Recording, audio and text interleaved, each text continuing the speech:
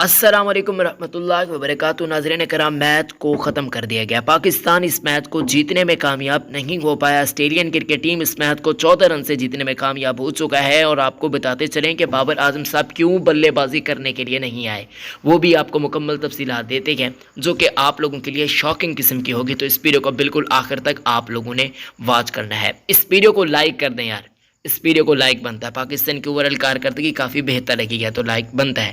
ایک لائک کیجیے گا ہمارے یوٹیوب چینل کو، جنہوں نے اب تک سبسکرائب نہیں کیا یار سبسکرائب کر دیجیے گا۔ آسٹریلین کرکٹ ٹیم کو 14 رن سے کامیابی ملی ہے۔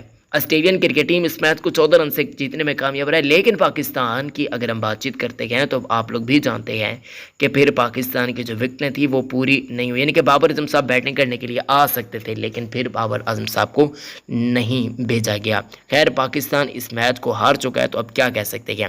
اوورآل پاکستان کی طرف سے فخر زمان کی پرفارمنس اچھی نہیں رہی، امام الحق نے بھی اچھے کارکردگی کا مظاہرہ نہیں کیا، عبداللہ شفیق نے بھی۔